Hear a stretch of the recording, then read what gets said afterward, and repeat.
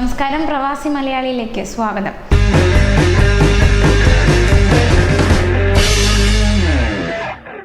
Ittihad എയർവേസിന്റെ 38 വിമാനങ്ങൾ $100 കോടി വിൽക്കുന്നു.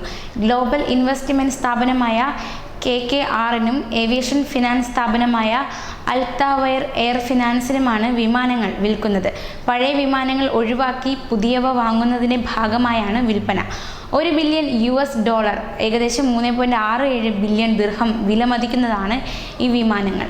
Boeing 777-300 ER, Airbus A330-300, A330-200 വിമാനങ്ങളാണ് ഇത്തിഹാദ് വിറ്റത്. ഇതിൽ ബോയിങ് 777-300 ER ഇത്തിഹാദ് തന്നെ വാടകയ്ക്കെടുത്ത് ഉപയോഗിക്കും. എന്നാൽ എയർബസുകൾ മറ്റ് അന്താരാഷ്ട്ര വിമാന കമ്പനികൾക്കായിരിക്കും കമ്പനി വാടകയ്ക്ക് നൽകുന്നത്. ഇവ യാത്രാ വിമാനങ്ങളായി നിലനിർത്തുകയോ ചരക്ക് വിമാനമായി ഉപയോഗിക്കുകയോ ചെയ്യും.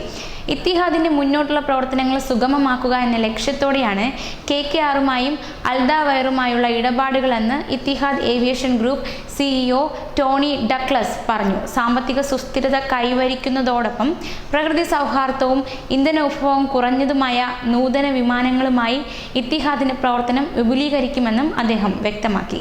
എമിറേറ്റ്സുമായുള്ള മത്സരത്തിന്റെ ഭാഗമായി യൂറോപ്പിലെ വിമാന കമ്പനികളിൽ നിന്നും ഓഹരികൾ സ്വന്തമാക്കിയിരുന്നു. ഇതിലൂടെ 2016 മുതൽ $4.75 ബില്യൺ നഷ്ടമായി ഇത്തിഹാദിനുണ്ടായത്. 2018 $1.28 ബില്യൺ നഷ്ടമാണ് ഉണ്ടായത്. നഷ്ടത്തെ തുടർന്ന് 2016 മുതലാണ് ഇത്തിഹാദ് ചെലവ് ചുരുക്കൽ ആരംഭിച്ചത്. ദുബായ് സർക്കാരിന്റെ ഉടമസ്ഥതയിലുള്ള എമിറേറ്റ്സുമായി മത്സരിക്കുന്നതിന്റെ ഭാഗമായാണ് അബുദാബി 2003 ഇത്തിഹാദ് ആരംഭിച്ചത്. ഈ അടുത്ത കാലത്തായി പ്രകൃതിയെ നോവിക്കാതെയുള്ള വിമാന സവാരിക്ക് തുടക്കം കുറിച്ച ഇത്തിഹാദ് എയർവേസിന്റെ പരീക്ഷണ പറക്കൽ നടന്നിരുന്നു. ജൈവ ഇന്ധനം ഉപയോഗിച്ചുള്ള ഇത്തിഹാദിന്റെ ഗ്രീൻ ലൈനർ വിമാനം വിജയകരമായി പറന്നിറങ്ങിയത് കൗതുകത്തോടെയാണ് ഏവരും നോക്കിക്കണ്ടത്. 7500 മൈൽ 13 മണിക്കൂറുകൾ കൊണ്ട് താണ്ടിയാണ് ഗ്രീൻ ലൈനർ വിമാനം സുരക്ഷിതമായി ലാൻഡ് ചെയ്തത്. എത്തിഹാദ് എയർവേസ് വിമാന കമ്പനിയായ ബോയിങ്ങുമായി സഹകരിച്ചാണ് ബോയിങ് 787 പരീക്ഷണം നടത്തിയത്.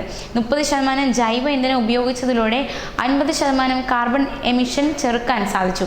പരീക്ഷണം വിജയമായതോടെ കൂടുതൽ വിമാന സർവീസുകൾ ജൈവ ഇന്ധനത്തിലേക്ക് മാറ്റാൻ തയ്യാറെടുക്കുകയാണ് ഇത്തിഹാദ്.